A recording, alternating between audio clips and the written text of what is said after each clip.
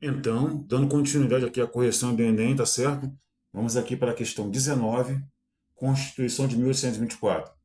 Artigo 1º, artigo 92, aliás, são excluídos de votar nas assembleias paroquiais os menores de 25 anos, nos quais se compreendem os casados e oficiais militares que forem maiores de 21 anos, os bacharéis formais e clérigos de ordem sacras. 4. Os religiosos e quaisquer que vivam em comunidade claustral. 5. Os que não tiverem de renda líquida anual de 100 mil réis por bens de raiz, indústria, comércio e empregos. Constituição Política do Império do Brasil, 1824. Tá certo? A legislação específica espelha os conflitos políticos e sociais do contexto histórico de sua formulação.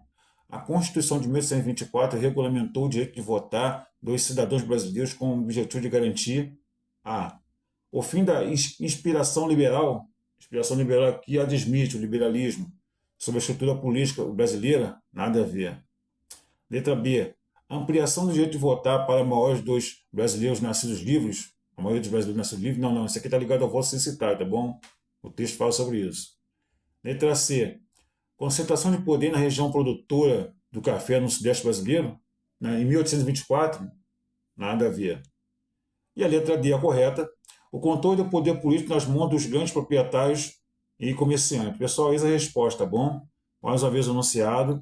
A legislação espelha os conflitos políticos e sociais do contexto histórico de sua formulação. A Constituição de 1824 regulamentou o direito de voto dos cidadãos brasileiros com o objetivo de garantir, olha só, o controle do poder político nas mãos dos grandes proprietários e comerciantes.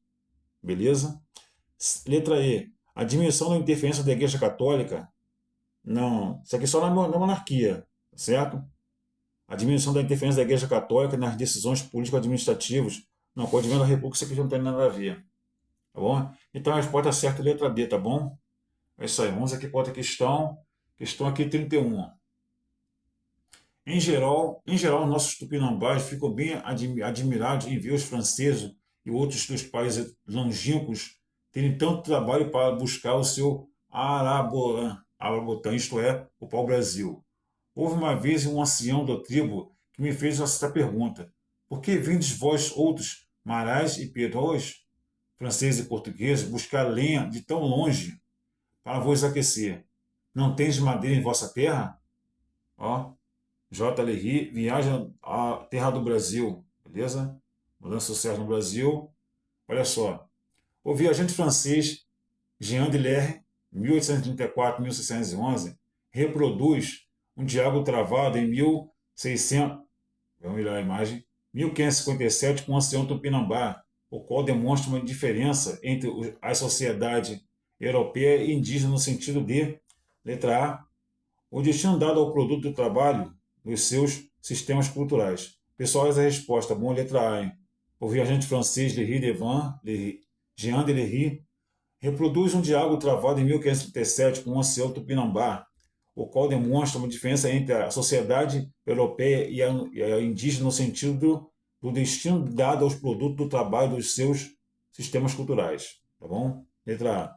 Da preocupação com a preservação dos recursos ambientais, nada havia. Até hoje, né? Letra C. Do interesse de ambos em exploração comercial mais lucrativa do pau-brasil, nada a ver.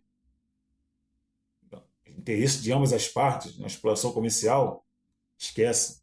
Letra D. Da curiosidade, referência e abertura cultural recíprocas. Não, não, só exploração. Letra E. Da preocupação com o armazenamento, melhor a imagem, armazenamento de madeira para os períodos de inverno. Sério, inverno aqui no período tropical, no país tropical aqui, nada a ver. Então a resposta certa é a letra A, tá bom? Do destino dado ao produto do trabalho nos seus sistemas culturais, tá certo? Outra questão aqui, a questão 33, vamos lá ela. O açúcar e suas técnicas de produção foram levados à Europa pelos árabes no século VIII, durante a Idade Média, mas foi principalmente a partir das cruzadas, século XI e XIII, melhor a imagem, que a sua procura foi aumentando. Nessa época passou a ser importado do Oriente Médio e produzido em pequena escala no sul da Itália, mas continua a ser um produto de luxo extremamente caro chegando a figurar nos dotes das princesas casadoras. Tá certo? Campos, grandezas do Brasil no tempo do Antonil. Beleza? Bom, vamos lá. Considerando o conceito do antigo sistema colonial, o açúcar foi um produto escolhido por Portugal para dar início à colonização brasileira em virtude de, letra A correta, o lucro obtido com o seu comércio ter sido muito vantajoso. Eis a resposta, pessoal. Olha o enunciado, hein? Considerando o conceito do antigo sistema colonial, o açúcar foi um produto escolhido por Portugal para dar início à colonização brasileira em virtude de o lucro obtido com seu comércio ser muito mais vantajoso. Eis a resposta. Letra B. Os árabes serem aliados históricos dos portugueses. Aliados históricos. Amigos, negócios à parte, pessoal. Esquece essa resposta B. Letra C. A mão de obra necessária para o cultivo ser insuficiente. Nada a ver também. Letra D. As feitorias africanas facilitarem o comércio, a comercialização desse produto. Sério, facilitarem? Esquece. Letra E. Os nativos da América dominarem uma técnica de cultivo semelhante. Não, não. A técnica que foi trazida por Portugal.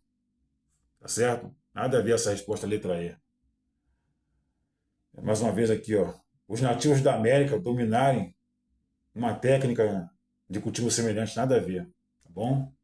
Então a resposta certa aqui é a letra A, tá bom? O lucro obtido com o seu comércio ser muito mais vantajoso.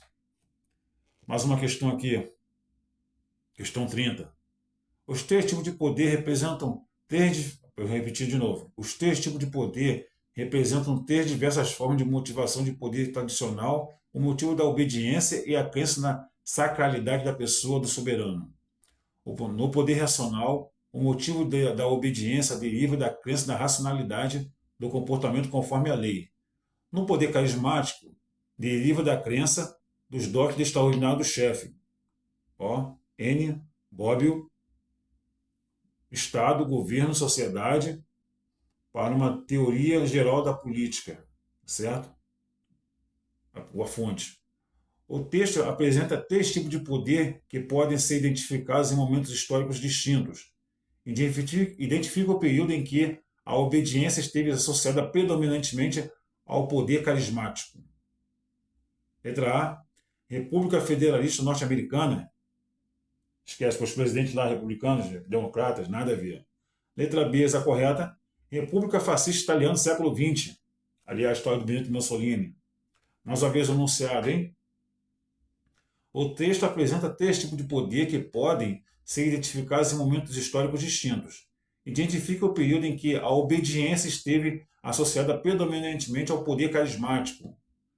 República Fascista Italiana do século XX. O Estado fascista. Letra C. Monarquia teocrática do Egito Antigo, sério, dos faraós, o Deus vivo entre aspas, nada a ver. Nada a ver com carisma.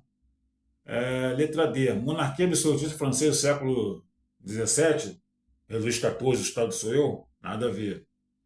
E a letra E. Monarquia constitucional brasileira do século XIX, Dom Pedro I, Dom Pedro II, esquece, nada a ver. Então a resposta certa correta aqui é a letra B, ó. República Fascista Italiana do século XX. Mais uma questão aqui para fechar. Aqui eu me manchei com café, tá certo? Mas vamos lá, questão 32 aqui, ó.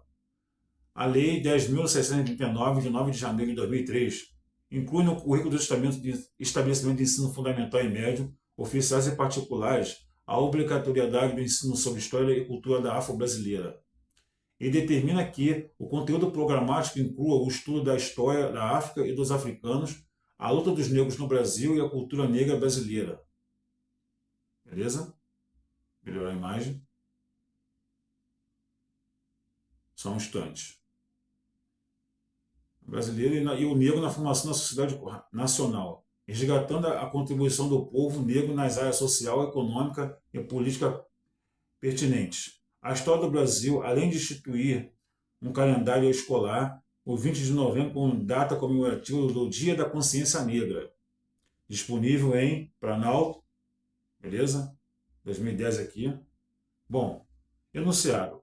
A referida lei representa um avanço não só para a educação nacional, mas também para a sociedade brasileira, porque, letra A, legitima o ensino das ciências humanas nas escolas, não só isso.